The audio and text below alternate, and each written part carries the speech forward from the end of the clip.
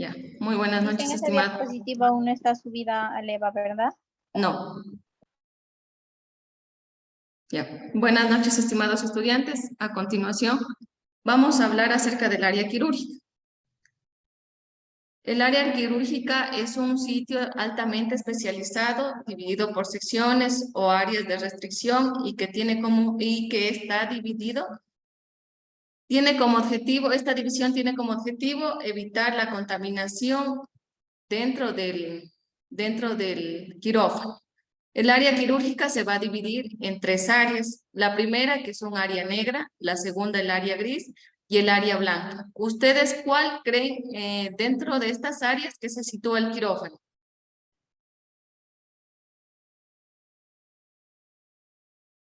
¿La área blanca? Perfecto. Dentro del área negra, sí, dentro del área blanca está propiamente el quirófano y el material estéril. Dentro del área gris, ¿ustedes qué creen que va? Baños, vestidores. No, Las pinzas. eso está dentro del área negra, los baños, los vestidores, Es el, donde el área administrativa de la enfermera quirúrgica. no es esterilización, material quirúrgico. El área gris comprende los pasillos, el área de recuperación, el área de lavado y central de esterilización, dentro del área gris. Sí, esterilización es, dicen, ¿verdad? Sí, central de esterilización y los equipos. Ya les. ¿Ya? Entonces, no van a olvidarse que hay tres áreas, área negra, gris y blanca. Y en la Dentro de negra, dentro del área, sigue. dentro del área negra, que es la primera zona de restricción, esta es área no restringida. Aquí podemos ver a la admisión del personal, a los médicos, oficinas y vestidores dentro de esta área. Ahora, dentro del área gris, que es la segunda zona de restricción, en esta área, por favor, si me ayudan apagando el audio. Ya. Dentro de esta área, es la segunda zona de restricción, se requiere portar el uniforme quirúrgico completo.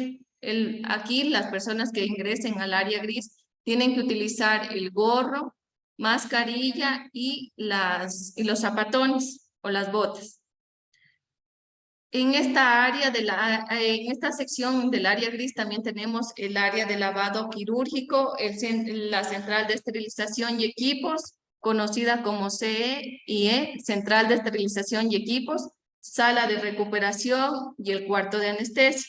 También hay áreas anexas como puede ser el diagnóstico histopatológico, el banco de sangre, laboratorio e imaginología. Y dentro del área blanca, que es el sitio ya de mayor restricción, aquí solo va a ir personal capacitado. El tamaño de la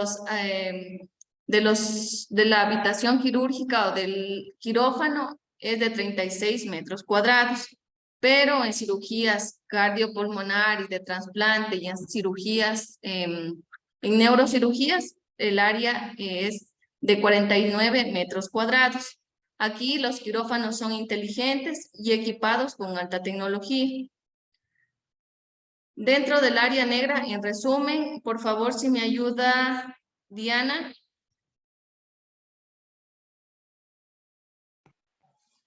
Área negra, la zona de recepción del paciente, el control central de quirófanos, la secretaría del bloque quirúrgico, el despacho de las responsables de operaciones y enfermería, el despacho de información de familiares, la sala de trabajo y el estar de personal. Ya. Área gris. Hasta ahí, Diana, gracias. Dentro del área gris, Ronnie. Área gris, pasillo de acceso a los quirófanos. El personal deberá vestir el traje quirúrgico, gorro que cubra el pelo completamente y suercos. Los pacientes que son trasladados en su cama o en la camilla al quirófano vestirán camisón abierto y gorro que les cubra el pelo completamente. La ropa de cama será limpia. Ya, Axel, dentro del área blanca que va.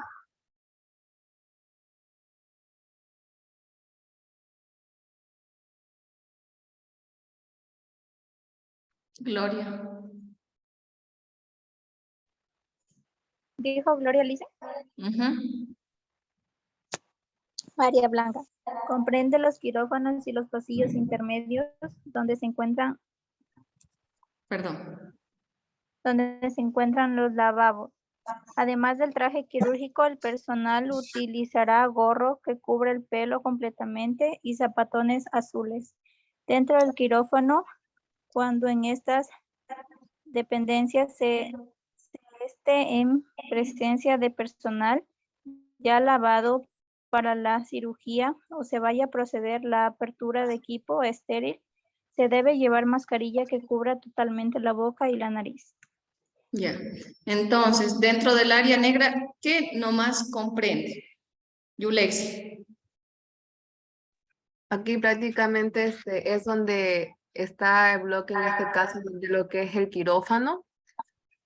Aquí prácticamente es donde también se brinda lo que es información de los familiares. Ya. Y Sería prácticamente es donde está, o sea, prácticamente es donde uno tiene que estar pendiente del personal, sería en este caso. En el área negra es la entrada del quirófano. Es la entrada del quirófano donde solo, donde solo se lo recepta al paciente. Aquí están las oficinas de la enfermera jefa de quirófano. Está la sala de estar del personal donde pueden ir a tomar un café. Aquí están los vestidores también. Dentro del área gris es el pasillo, ya está más adentro del quirófano. Es el área gris donde está el pasillo de acceso a los quirófanos y aquí el personal tiene que portar gorro, cubrebocas y los zapatones. Pero ya dentro del área blanca, que es en sí donde está el quirófano, aquí tienen que estar correctamente puestos el equipo de protección porque aquí solo encontramos material estéril y debemos de evitar en su mayor posibilidad que se propaguen las infecciones. ¿Claros hasta aquí o no? Sí, Licenciada, una pregunta. Sí. De que se ingresa a lo que es el área negra, se viste, ¿verdad? Sí, Oh, usted ahí puede ir con la ropa de calle o ahí va con la ropa, por ejemplo, que si yo estoy en cirugía y estoy ya con el uniforme, puedo ingresar hasta el área negra. Y para pasar al área gris tengo que colocarme la gorra, el gorro, perdón, la mascarilla y los zapatones. En ocasiones ya sabe estar a la entrada del quirófano, ya sabe estar el uniforme y todo eso, el material, los zapatones, todo eso para que entre, Se coloque. para que se coloque en ciertos casos. Sí. Sí, siempre dentro del área gris y del área blanca ya se tiene que colocar zapatos especiales o ya los zapatones o zapatos exclusivos de quirófano. No se puede caminar con los zapatos que yo he venido de la calle y caminar por el área gris o el área blanca. Eso no está permitido. Se utilizan los zapatones o se utiliza calzado exclusivo para quirófano, solo para quirófano. Ahora, dentro de los elementos tenemos que dentro del quirófano tiene que existir un flujo laminar de aire que elimina las partículas de 0.3 micras de diámetro y ya que sin flujo pueden permanecer suspendidas hasta 17 minutos. Pero cuando existe flujo laminar con un recambio de 20 a 25 sobre hora, las partículas de 0.3 micras se van a eliminar. Si es que no existe el flujo laminar, pueden quedar suspendidas hasta 17 minutos. También el piso tiene que ser resistente al agua y conductor de electricidad. Las paredes tienen que ser lisas y sin esquinas y tienen que tener recubrimiento de iones de plata. Y la temperatura dentro del quirófano tiene que ser de 20 a 24 grados centígrados y la humedad de 50%. Dicen, y sobre el flujo laminar, que debe haber un equipo específico dentro del quirófano. Dentro del quirófano ya antes de realizar todo el equipamiento del quirófano ya tiene que colocar su aire con flujo laminar. Cada quirófano tiene su aire ya incorporado con flujo laminar.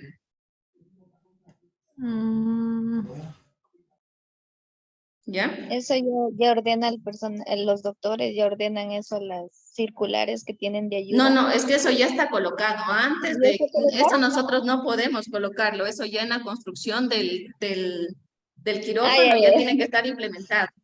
Ah, ya en la Nosotros no Ya construcción. podemos. Ya lo está construyen ahí, ya permanente. lo Ajá. pegan, ya lo... Sí, eso ya. nosotros no tenemos nada que ver. Es Nosotros, permanente. Es sí, permanente. nosotros Solo lo que sí podemos esterilizarlo, es regular la temperatura. limpiarlo, esterilizarlo, nada de eso. ¿Perdón? Limpiarlo sí. Sí, claro, eso cuando hacen, luego de cada cirugía, realizan la limpieza, los señores de limpieza llegan y limpian todo, paredes, techo, todo. Con las mopas que tienen van limpiando, Ujú, ya ¿ya? listo. Gracias por la duda, por aclararnos. Ya. Dentro de las características que les había dicho, las paredes, los techos y el suelo deben de estar recubiertos de material liso, no poroso, que permita su limpieza fácil. Las puertas deben ser deslizantes, no pueden ser de tipo vaivén, ya que estas provocan corrientes de aire, aumentando el riesgo de contaminación. Y siempre las puertas tienen que tener una medida de ancho de 1.5 metros para permitir el paso de las camillas y poderlo ingresar al paciente y retirarlo del quirófano. No tiene que tener ventanas el quirófano y la altura que tiene que tener el quirófano tiene que ser de 3.3 metros para dar espacio suficiente para colocar las lámparas y equipos médicos. Dentro del equipo del centro quirúrgico, lo que siempre vamos a encontrar va a ser al anestesiólogo, al cirujano, el paciente, al ayudante del cirujano, al instrumentista y a la enfermera instrumentista y a la enfermera circulante. ¿Quiénes nomás conforman el equipo de quirófano? Caterina. Ya, ahí lo que es el cirujano principal, el el anestesiólogo, o sea, el equipo dice o El equipo médico que conforma. ya. Lo que es el cirujano principal, el anestesiólogo, la enfermera circulante, la enfermera instrumentista y lo que es el cirujano auxiliar también. El ayudante. Y también lo vamos a tener al paciente. Aquí Ya. les he puesto una imagen para que se den una idea, o no sé si ya estarán haciendo prácticas en quirófano. ¿Alguien de ustedes realiza prácticas en quirófano? No, ojalá tengan la oportunidad ya, ahorita es que ya. Mi compañero, Juber, él pasa solo en quirófano, pero no sé si ahorita se avanzaría a conectar. ¿Ya? Aquí tenemos la lámpara quirúrgica, que esta está fija en el techo, pero nosotros podemos moverla e iluminar el sitio donde el cirujano nos indica. Siempre la enfermera circulante va a estar pendiente de todo lo que necesita el personal que está estéril, en este caso el cirujano, el ayudante, la enfermera instrumentista y el anestesiólogo, que siempre va a estar el anestesiólogo a la cabeza del paciente. Por aquí vemos el tubo de los gases anestésicos o la torre de gases que va a utilizar el anestesiólogo, la mesa de operaciones, la mesa para instrumental. ¿Cómo se llama la mesa de instrumental? Mesa Mayo. Mesa Mayo. Y la mesa que está al lado de la mesa Mayo, ¿cómo se llama?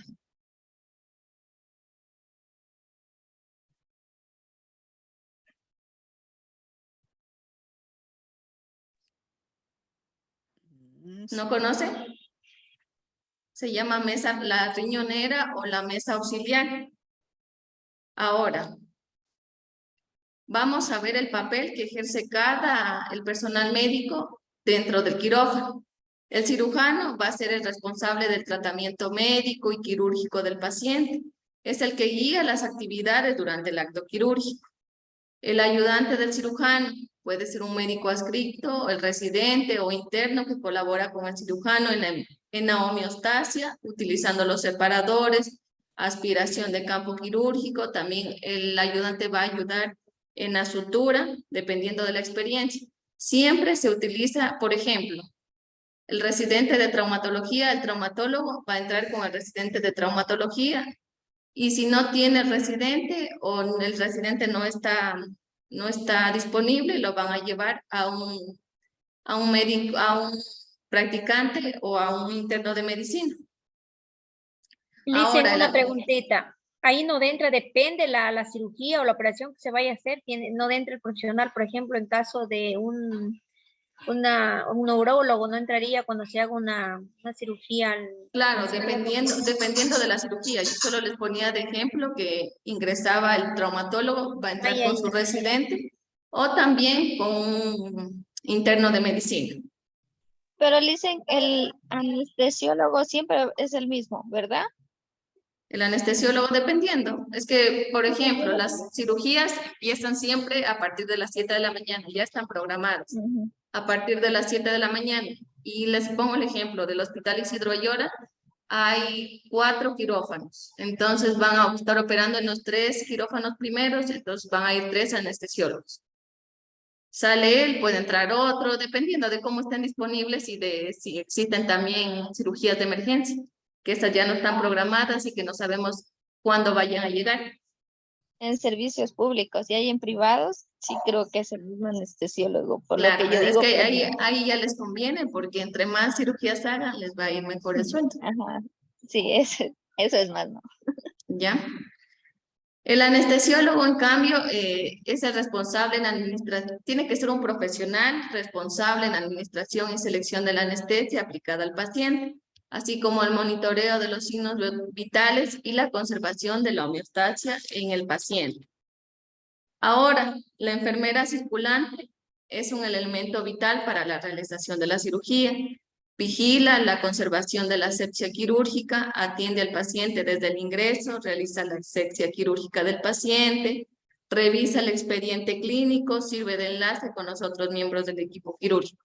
La enfermera circulante es la base principal para una cirugía, porque cualquier cosa que necesite es aquella que va a estar pasando, porque ya las personas, el anestesiólogo, el ayudante del cirujano, el cirujano y la enfermera instrumentista, se colocan ya el material estéril y ellos no pueden tocar ninguna otra superficie, pero en este caso la enfermera circulante es la que nos va a estar colaborando. En cambio, la enfermera instrumentista es la responsable de colocar y entregar al cirujano y al ayudante el material instrumental estéril. Dispone y ordena del equipo, del instrumental y del material necesario para la cirugía. Esta tiene que llevar un control exacto del material textil utilizado, del material blanco, de las compresas que ingresen al paciente. Si 4 compresas ingresan al paciente, esas 4 compresas tienen que salir. ¿Claros hasta aquí? Y esa cuenta, dicen, de las compresas, ¿la hace la circular? ¿O No, la circular? la instrumentista, No, la instrumentista. La instrumentista. Ya. Las gasas, ¿no es cierto? Sí, las gasas y también las compresas. Todo lo que entre Ya. ahí, todo lo que entre ahí, lo que utilice ella debe dar cuentas, todo eso. Tiene que O salir. sea, es que si me da un equipo con 4 compresas, las 4 compresas tienen que salir del paciente. No puede quedar ninguna compresa en el paciente. Ah, ya. Sí, correcto. Porque puede producir una infección y luego eso va a ser una mala práctica médica porque luego tenemos que volver a realizar otra cirugía para retirar la compresa que hemos dejado por descuido. ¿Y si ha habido casos que dejan licen? Sí, no sé si Sí, conocen de la maternidad Julia Esther González. Ahí habían Policlínico practicado, municipal. exacto, habían practicado una cesárea a una señora de unos 28 años, me parece, y habían dejado gases hasta que ella empieza con una infección que no sabían dónde se localizaba la infección o debido a qué era. Le realizan un rayos X y le revisan que tienen gases ahí. Tuvieron que nuevamente llevarla a quirófano y retirarla, porque tenía una fiebre que no sabían cuál era la causa. Eso pasó hace unos 5 o 7 años. Es pésima la atención ahí. Pero sí pasa. O sea, cuando la enfermera instrumentista pierde el control o pierde el conteo de las compresas, siempre es bueno hablar antes de que lo cierren al paciente, porque ya después solo nos vamos a tener trámites legales que hacer. Hasta Renuncio. podemos ser despedidos. ¿Ya? Y eso puede Ahora, provocar la muerte a un paciente en un caso. claro, yo prefiero hablar y que o sea, decir lo que está pasando y recibir una hablada a que el paciente corra su vida a peligro. Prefiero que me voten a que antes de matarlo. Digo. ¿Sí? Las principales técnicas asépticas que vamos a llevar a cabo en el centro quirúrgico es el lavado de manos quirúrgico, usar mascarilla y gorro, el uso de guantes, usar batas o delantales impermeables, botas o zapatos y usar anteojos o protectores faciales. Siempre el lavado de manos tiene que ser el lavado quirúrgico que dura ¿qué tiempo? 30 segundos. 3 minutos, ¿no es? De 3 a 5 minutos. 5 minutos. ¿Y el lavado clínico qué tiempo dura? 60 segundos, 40 segundos. De 40 a 60 segundos. Y el quirúrgico es el que se lo realiza en 3 tiempos. Antes se realizaba el lavado de manos quirúrgico con un cepillo. Hoy en la actualidad se ha descubierto que ya no es necesario el uso del cepillo porque a través del cepillo se estaban contaminando en lugar de mantener la asepsia. ¿Ya? Ahora, el uso de las mascarillas y el gorro. La mascarilla tiene que cubrir la nariz y la boca. Y el gorro tiene que cubrir totalmente el cabello de la enfermera. El uso de guantes, las batas o delantales impermeables y siempre vamos a utilizar las botas o zapatos y el uso de anteojos y protectores faciales para protegernos nosotros, usar el equipo de protección correctamente. Imagínense que tengamos un paciente con VIH y por mala suerte salpicó sangre y nos dio unas mucosas en los ojos. ¿Culpa de quién es? ¿Del paciente o de nosotros? Nosotros. De nosotros, por no tomar las precauciones de Por bioseguridad. no ponernos correctamente el equipo de protección. Algunos ¿Ya? se ponen cinta en la mascarilla y ahí es más seguro. No, Es para atrás. incluso para entrar a quirófano, si por ejemplo yo que estoy trabajando, digamos, tengo una lesión, me caí, tengo una lesión en el brazo, no puedo entrar a quirófano. Si yo también estoy con síntomas respiratorios, tengo que usar obligatoriamente la mascarilla desde que entro al quirófano para evitar contagiar la zona estéril. Ahora, dentro del mobiliario y el equipo, tenemos, lo he clasificado de 3 maneras: móvil, semimóvil y fijo.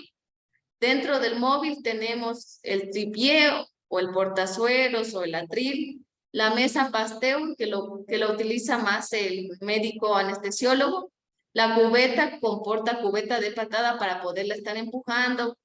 Yo, las compresas que las voy pasando al médico, él me las devuelve y yo las voy colocando ahí para llevar un control de las compresas que ya me devolvió. Si por mala suerte yo me equivoco, puedo verificar o pedirle a la enfermera circular que me dé contando cuántas compresas hay y corroborar. No las puedo estar poniendo por un lado y otro, sino que la voy a poner en la cubeta, ¿sí? El equipo de anestesia y el carro rojo, que este es móvil. Lo vamos a mover a donde nosotros necesitemos. Dentro del equipo semimóvil tenemos la mesa de operaciones, que esta la podemos colocar de acuerdo a la posición en la que vamos a realizar la cirugía. Dentro del equipo fijo encontramos la toma de oxígeno, la succión, el negatoscopio, las lámparas de techo, que les había dicho que son fijas, pero se las puede mover o cambiar de posición de acuerdo a la necesidad del cirujano.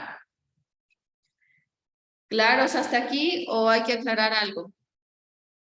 Sí, está claro. ¿Ya? Ahora vamos a hablar acerca de los equipos que vamos a encontrar dentro del quirófano. Por favor, si me ayuda, déjeme ver.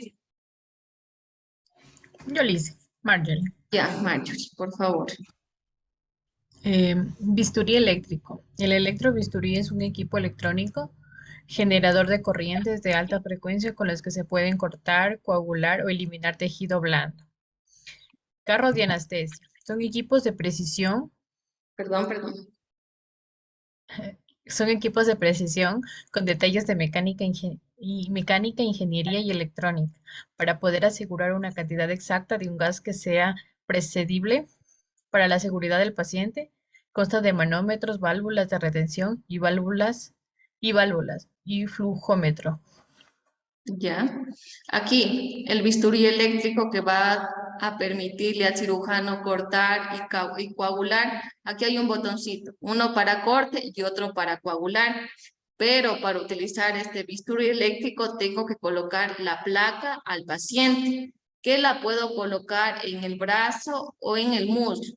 A las placas no las podemos colocar en prominencias óseas, o si el paciente tiene mucho vello, o si el paciente tiene alguna herida, no la vamos a colocar en estos sitios.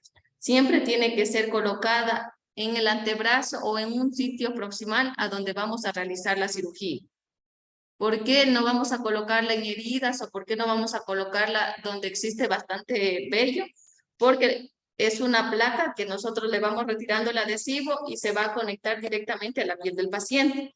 Si nosotros colocamos... Es con gel, dicen, ¿verdad? ¿Perdón? Tiene gel. Sí.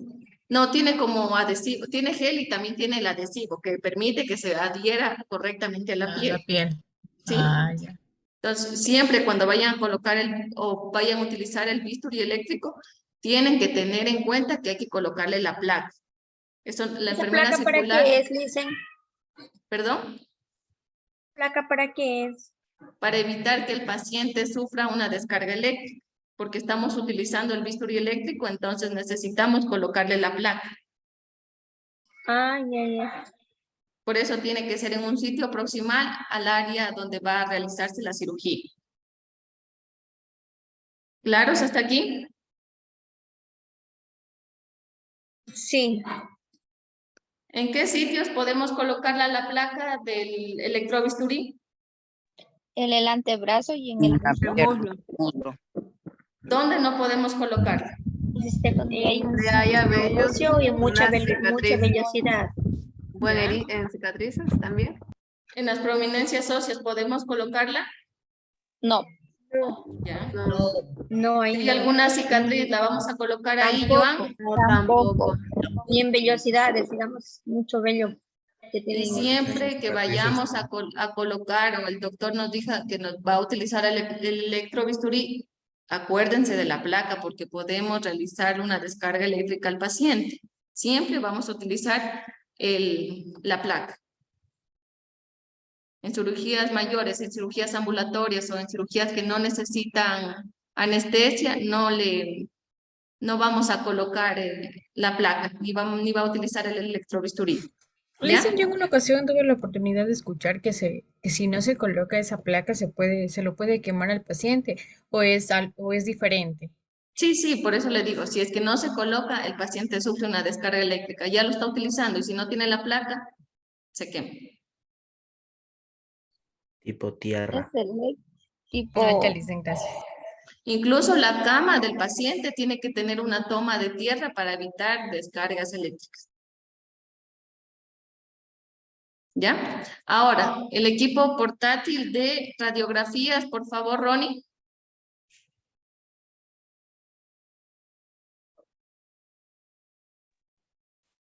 Equipo portátil para radiografías intraoperatorias. Es un equipo pequeño con ruedas grandes que permite desplazarlo con facilidad y lograr su ingreso a la sala de operación que lo requiera, sin contaminar el equipo estéril y demás elementos estériles. Ya, el equipo portátil de radiografías siempre lo vamos a tener dentro del quirófano. Hay el modelo que es como este o otro que es como arco en C, que lo utiliza para cirugías como la de traumatología, que se requiere realizar la placa en ese instante. Entonces van y solo toman el equipo portátil y lo llevan al quirófano en donde están realizando la cirugía. Si es que les dicen algún día, traiga el equipo portátil de radiografías, no saldrán del quirófano, sino que dentro del quirófano ya existe el equipo. La mesa Mayo, por favor. María.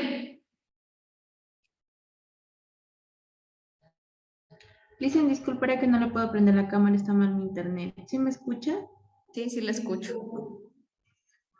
Ya. La mesa de mayo. La mesa del instrumental es uno de los elementos mobiliarios que se encuentra dentro de la sala de operaciones. Generalmente es de acero inoxidable, de superficie lisa. Posee 4 patas, cada una de ellas terminando en rueditas para poder desplazarse. La elección del tipo de mesa y la posición que esta adquiera dentro de la sala depende del tipo de intervención a realizar. ¿Ya? La mesa mayo es donde vamos a colocar todo el instrumental quirúrgico.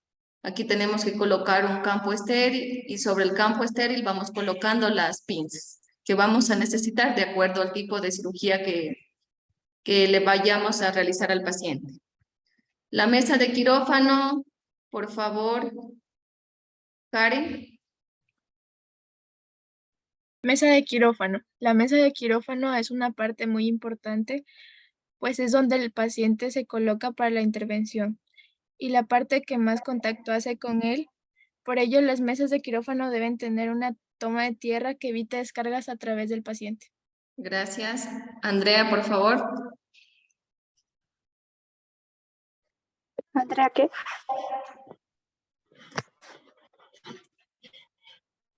Lee. ¿De cuál listen? Disculpe que estoy un poco mal del internet. La mesa riñonera, Andrea. Ya. La mesa riñonera. La mesa riñonera, denominada así por tener la forma de un riñón, es la mesa de la enfermera circular de quirófano. ¿Ya? Entonces, aquí tenemos la mesa mayo en donde vamos a colocar las pinzas necesarias o las que vamos a utilizar y dentro de la mesa riñonera vamos a colocar el demás instrumental quirúrgico que no vayamos a utilizar. Siempre hay que llevar un orden. Dentro de la mesa mayo vamos a colocar las pocas pinzas que vayamos a utilizar y en caso de necesitarlas vamos a desplazar en esta mesa riñonera con el fin de observarla rápidamente en caso de que el cirujano nos pida alguna pinza. Las operaciones se clasifican según la causa y según la urgencia. Según la causa, tenemos que pueden ser diagnósticas, curativas, reconstructivas o estéticas y paliativas. Diagnóstica, como puede ser la biopsia o una exploración, curativa para extirpar un tumor, reconstructiva o estética, que es la mamoplastia. ¿Alguien sabe qué es la mamoplastia? La extirpación de las mamas. Ya con la operación de las mamas o la colocación de los implantes. Y las paliativas, cuando se corrige un problema como dolor, en el caso de los pacientes que tienen cáncer y que el tumor está creciendo, se le puede hacer una cirugía paliativa. Y según la urgencia se va a clasificar en inmediata, mediata, necesaria y electiva. Dentro de la inmediata es aquella que es impostergable, por ejemplo, en el caso de las hemorragias, el paciente no nos puede esperar, tenemos que realizar la cirugía en ese instante. La mediata cuando se la realiza de 24 a 30 horas, por el ejemplo de los cálculos en la vesícula se la puede llamar como una cirugía mediata. Necesaria cuando es una planeación con semanas o meses de anticipación, por ejemplo, en una cesárea, ¿ustedes cuál creen que es? ¿Puede repetir? Una Que cesárea. sería la planeación de semanas, porque cuando la mamita ya no puede dar a luz, ya buscan la manera mejor de hacerle una cesárea. Entonces, como que ya se la planea, ¿no? A veces saben necesario. planificar. A veces saben planificar las cesáreas. Aquí va, dentro de esta, de la necesaria, que es una planeación ya de semanas o meses. ¿Ya? Y la electiva, la omisión de la operación no tiene consecuencia grave. Aquí también pueden entrar las cirugías estéticas. Si usted quiere, se la realiza y si no, no se la realiza. Aquí puede entrar el ejemplo de la vaginoplastia. ¿Alguien sabe qué es la vaginoplastia? Reconstrucción del himen. La La reconstrucción del himen. Sí. Hay personas que ya están en la menopausia o quieren o tienen otra pareja, entonces hacen una vaginoplastia. Claros, hasta aquí, ¿cómo se clasifican las cirugías? Según la causa y según la Según la emergencia. causa o la Según la emergencia. urgencia. Según la causa, ¿cuáles van a ser? Diagnóstico, curativa, Curativo, reconstructiva y reconstructivo Paliativo. y paliativas. Acordaránse para la lección, según la causa y según la urgencia. La lección de enero. De enero, sí, porque necesito tomar lección cuando vuelva. Ahora, los periodos quirúrgicos. Aquí tenemos 3, el periodo preoperatorio, el periodo intraoperatorio y el periodo postoperatorio. El periodo preoperatorio va a iniciar cuando comienza cuando el individuo decide someterse a una intervención quirúrgica y termina cuando éste es trasladado al quirófano. El periodo intraoperatorio, en cambio, comienza en el momento en que el individuo entra al quirófano y termina cuando sale de él. Y el periodo postoperatorio comienza en el momento, ingresa a la unidad de recuperación y termina cuando se le da el alta definitiva en la última visita con el médico tratante. Dicen. Ah, o sea, en la Dígame. última consulta ya cuando le ahí dan el termina. alta. Sí. El periodo postoperatorio es cuando ya sale de quirófano, ingresa a cirugía, por ejemplo, al piso de cirugía, hasta que ya se le realiza el alta del paciente. Ah, ya. Liden, Dígame, ¿me puede ayudar con la asistencia de la segunda hora, por favor? ¿quién me está hablando? Axel. Ya. Espérenme Gracias. un ratito.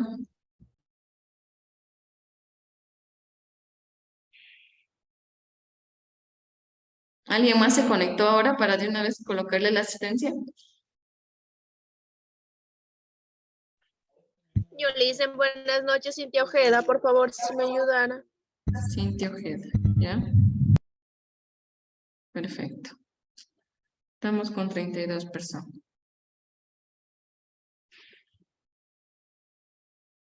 Ya.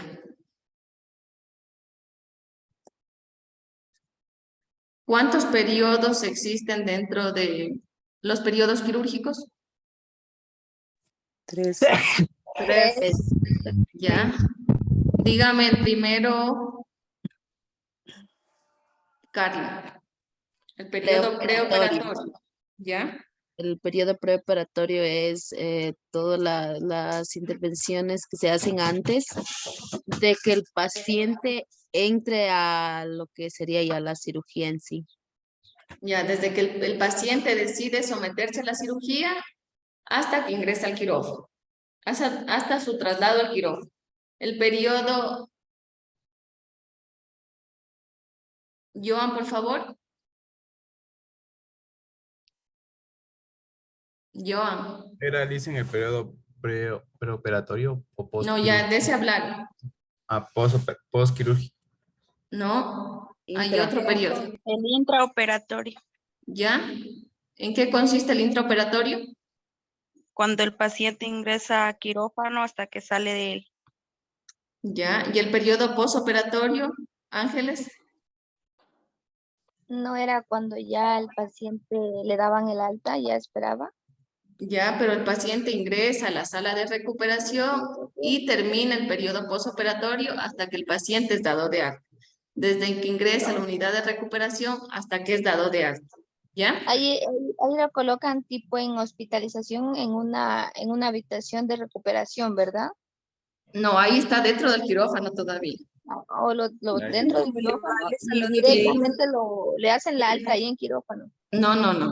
El periodo postoperatorio es cuando ya el paciente sale de ir a cirugía, lo tienen las 2 horas en observación, no hubo ninguna alteración y deciden ya pasarlo a piso o a la sala de cirugía o a la sala, pongamos el ejemplo, la paciente estuvo en centro obstétrico, le realizaron la cesárea, pasó las 2 horas, estuvo bien, estuvo estable, control de signos estable, y ya tienen que pasarla a ginecología, al área de ginecología.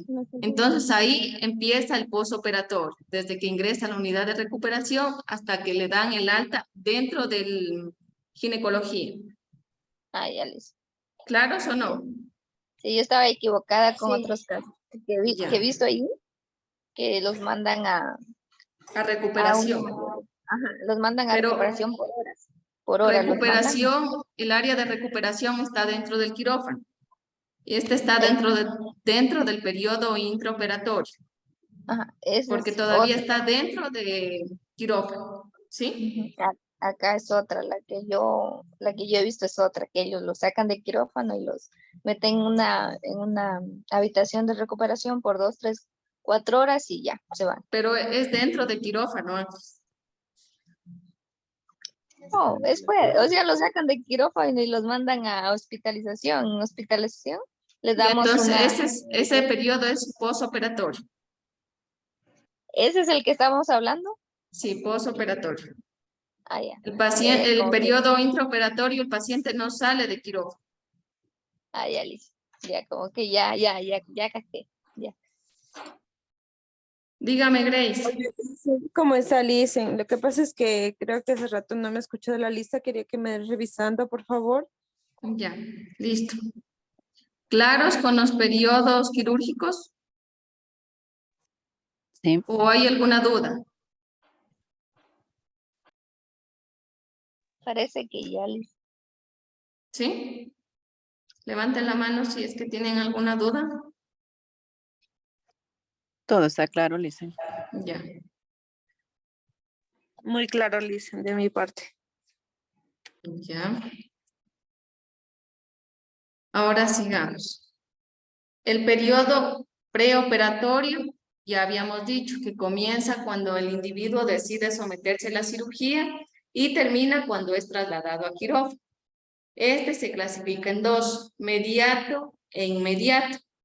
Dentro de los objetivos, dentro del periodo preoperatorio, está preparar físicamente al paciente, tanto su piel, intestinos y vejiga para la intervención quirúrgica, de acuerdo a la patología, a la edad y al estado clínico del paciente. También se debe preparar psicológicamente al paciente y a su familia con el propósito de disminuir el grado de ansiedad y temor con respecto a la intervención. Ya. Dentro del periodo mediato, dentro del preoperatorio, tenemos lo primero que va a ser la resección del usuario y la familia.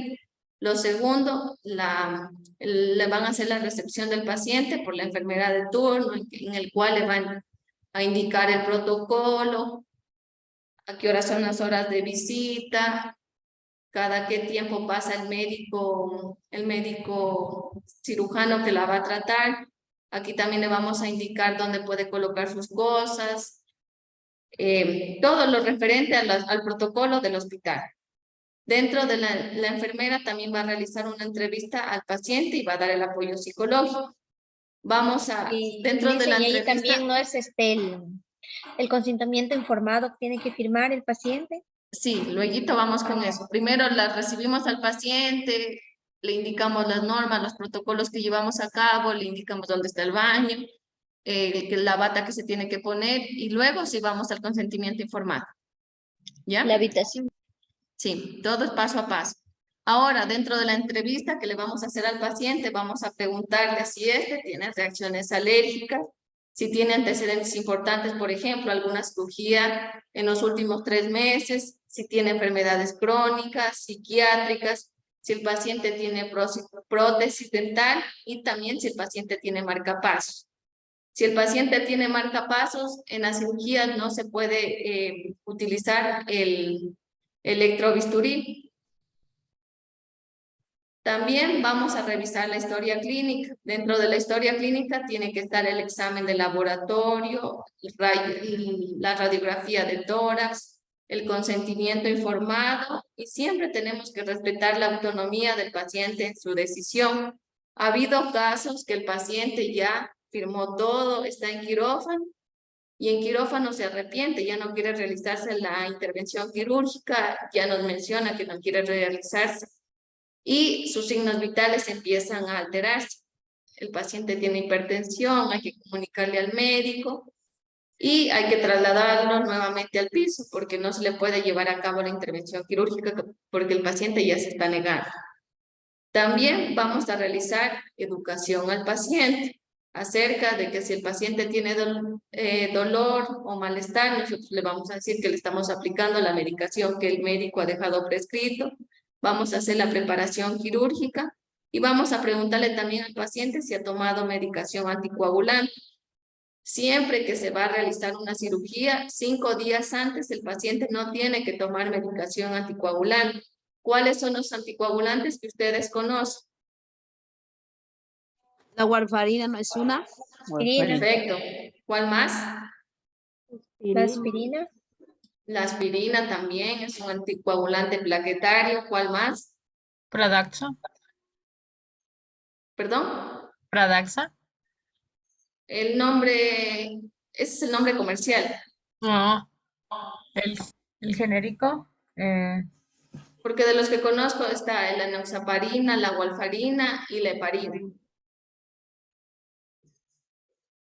Dabigatran. ¿Perdón? Dabigatran. No. ¿No?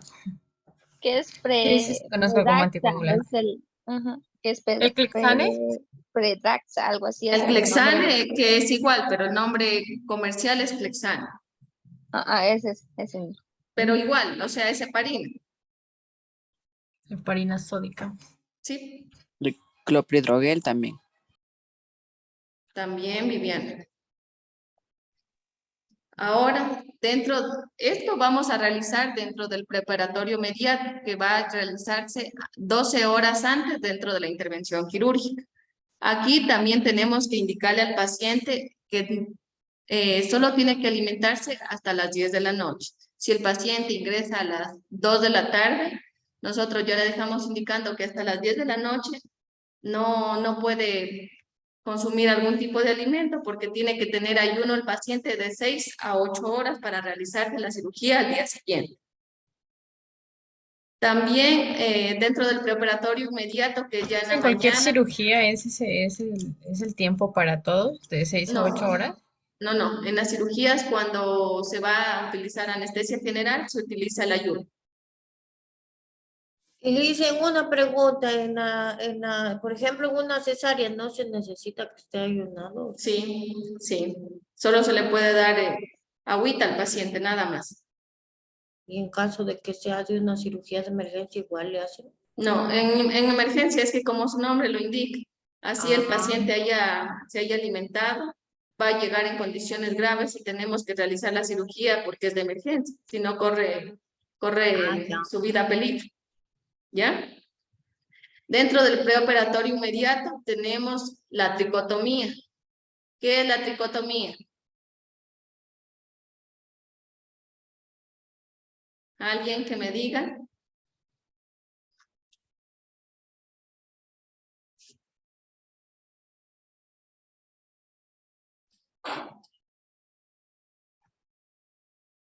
La eliminación de vello. Ya hizo trampa, Ángeles. La tricotomía no es más que el rasurado de la zona donde va a ser intervenido el paciente o la paciente. Nunca nos van a decir vaya a rasurarla, sino nos dicen realice la tricotomía. Entonces ustedes tienen que saber que es el rasurado de la paciente, ¿sí? Vamos a hacerla dependiendo de la zona que va a ser intervenida quirúrgicamente. Aquí también tenemos que decirle a la paciente acerca del aseo de las uñas. No tiene que llevar el esmalte. También vamos a realizar el baño del paciente. Vamos a preparar al paciente con ropa quirúrgica, la bata, el gorro, las botas, las medias antiembólicas, o si no existen medias antiembólicas, hay que colocar vendaje de comprensión. ¿Ya? ¿Para qué creen que se colocan las medias y el vendaje de compresión? Para evitar una trombosis en el paciente. Perfecto. Ahora también vamos a realizar a decirle al paciente que tiene que dejar las prótesis dentales, joyas, lentes de contacto, no puede ingresar el paciente con esto. Siempre le vamos a pedir que solo deje todo y solo le colocamos la bata quirúrgica con la que va a ingresar al quirófano. También vamos a pedir al paciente que orine, que realice sus necesidades y luego de esto, ya que lo preparamos al paciente, lo vamos a colocar en la camilla para trasladarlo al quirófano. Si hay alguna alteración. Cogerle la vía también, Liz. Sí, a eso iba.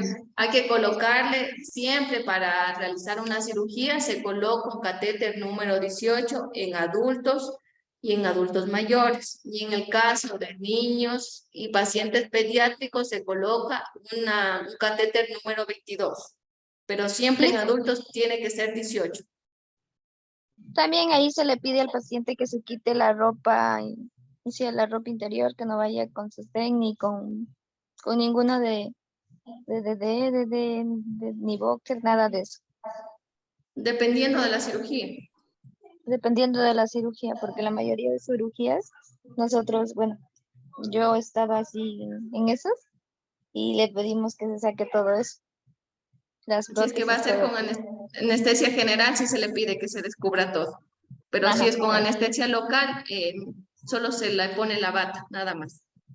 Y se le pide que se retire el brasier, pero el interior puede llevarlo el paciente. ¿Ya? El catéter para niños, ¿qué número dijo? 22. 22, Orfelino. ¿Ya?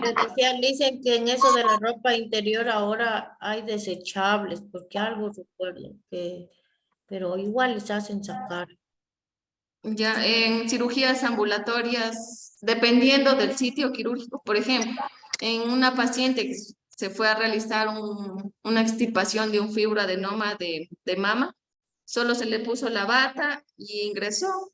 Como era con anestesia local, no pasaba nada. O una operación de nariz también. También dependiendo del protocolo del hospital, porque en la cirugía de nariz vamos a ocupar anestesia general. Ahí no se le pide que se quite nada, solo que se ponga la bata y ya, y la vía. Siempre si es general se tiene que sacar todo. Y cuando es local, solo, porque de repente digamos que se vaya a hacer, por ejemplo, algo en el oído, yo creo que por eso no se va a sacar el interior. No se va a quitar. Ahora, también, si hay alguna alteración de los signos vitales del paciente, se tiene que comunicar al médico tratante. Esto siempre pasa en pacientes que son hipertensos, que a pesar de tomar su medicación para la hipertensión, por los nervios, por el estrés, así sea una cirugía menor que no tiene mucho riesgo, va a causar estrés en el paciente. Entonces, siempre tenemos que trabajar también esa parte como enfermeros en brindarle confianza para que el paciente se sienta un poco más tranquilo y pueda ingresar a su cirugía sin ninguna novedad. Ha habido pacientes que ya se sienten tranquilos, van a quirófano, sienten todo el estrés, el sonido de los monitores y se vuelven sin realizar la cirugía. Ven a todos los... Sí, es la enfermedad que dicen, la enfermedad de la bata blanca. Bata blanca. Ajá. También aquí se tiene que realizar la profilaxis antibiótica. Ustedes en segundo ciclo ya debieron de haber visto qué es la profilaxis antibiótica. La administración de antibióticos previo a la cirugía para evitar infección. Ya, para evitar infecciones relacionadas a la herida quirúrgica que se vaya a llevar a cabo en el paciente. ¿Cuánto tiempo antes de la cirugía se tiene que colocar la profilaxis antibiótica?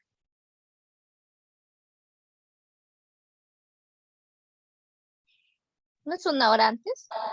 60 minutos antes de la cirugía se coloca el antibiótico. Dependiendo de la indicación del médico, siempre se coloca ceftriaxona, 1 gramo de ceftriaxona al paciente que vaya a pasar a quirófano. Ya por ejemplo, en el piso de cirugía, colocamos ya la bata, incluso hay que enviar con una solución íntegra que vaya a quirófano. La canalización de una vía calibre 18 con su solución salina íntegra. Y ahí también se coloca la profilaxis antibiótica. ¿Claros hasta aquí? Damos en 1 hora, ¿verdad, Licen? ¿O dijo Sí, 60 minutos? minutos o lo mismo, es 60 minutos o 1 hora. ¿Cuánto tiene 1 hora? 60 minutos. Ya, esto para evitar, ¿qué dijo Licen? Para evitar infecciones asociadas a la herida quirúrgica. Siempre se tiene que colocar la profilaxis antibiótica.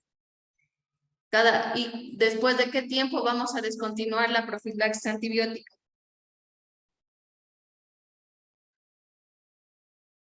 Cada 1 hora, dijo. ¿No? Después de 24 horas se descontinúa la profilaxis antibiótica y en casos de heridas contaminadas se la puede dejar hasta 48 horas dependiendo de la prescripción médica del médico tratante. Algo más que me olvidaba aquí, importantísimo, hacer firmar el consentimiento informado. Y dentro de la cirugía nosotros tenemos la lista de verificación de cirugía segura, que se la va a desarrollar en 3 tiempos. ¿Cuáles son?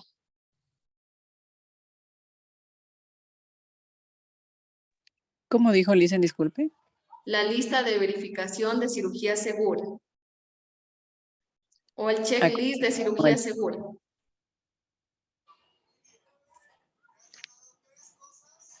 Sin hacer trampa. En segundo ciclo les debieron haber dado. Licen, una preguntita. Me quedé ahí donde no le entendí esa partecita donde dijo 24 horas y después en caso de contaminación. Y en casos especiales o en casos cuando la herida quirúrgica es contaminada, se la retira hasta 48 horas. Pero nosotros, siempre nosotros nos vamos a basar a las indicaciones del médico. ¿Sí? Nos cogió en rojo, Licen, para no hacer trampa, mejor díganos. Ahora, dentro de la cirugía, dentro del checklist de cirugía segura o de la lista de verificación de cirugía segura, hay 3 tiempos. A la entrada, a la pausa quirúrgica y a la salida del quirófano. Siempre tenemos que llenar a la entrada, dentro de la entrada hay que revisar si es que el paciente tiene la profilaxis antibiótica, si es que el paciente está consciente, identificar la correcta lugar de la cirugía que se va a realizar, la identificación del paciente. Siempre tenemos que llevar a cabo estos 3 tiempos. Al inicio, en la pausa quirúrgica y al final. Aquí también se hace el recuento del material blanco, si hay alguna alteración con el instrumental quirúrgico. Incluso hay una parte que va a llenar el anestesiólogo. Nosotros como enfermeros siempre la llenamos y vamos preguntando. ¿La herida es contaminada o limpia? Esto tenemos que preguntarle al cirujano. ¿Ya? Ya les voy a traer un formato del checklist para que ustedes tengan una idea de cómo es, ¿sí? Siempre hay que verificar la identidad del paciente y el sitio quirúrgico. No sé si han visto ese meme en el que dice, me dolía el miembro inferior derecho y me lo amputaron a la izquierda. Entonces, antes de esto siempre tenemos que realizar el protocolo de la lista de verificación, ¿sí? Ahora, los exámenes de laboratorio que se realizan antes de una cirugía, siempre de rutina va a ser el rayo X, la placa de tórax, el electrocardiograma, el hemograma y la prueba de coagulación. Dentro de la radiografía de tórax, si existe alguna condición clínica de insuficiencia cardíaca o pulmonar significativa, vamos a evidenciarla a través del rayo X de tórax. Dentro del electrocardiograma vamos a verificar si existen complicaciones cardíacas. Dentro del hemograma vamos a ver si hay riesgo quirúrgico importante de hemorragia. Y la prueba de coagulación que siempre se la envía a realizar para detectar trastornos de coagulación que pudieran aumentar el riesgo de sangrado. Ahorita implementaron la del COVID también. También, es verdad, esa me faltó colocarla. Es antes de entrar a quirófano y hacen eso. Sí, tienen que realizarse la prueba de COVID. ¿Alguna pregunta hasta aquí?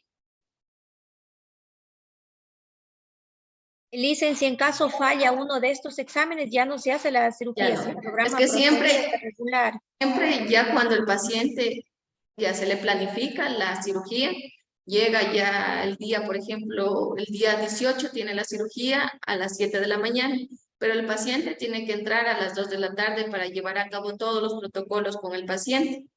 Entonces, ahí ya va a llegar la visita del anestesiólogo en donde le van a pedir todos estos exámenes.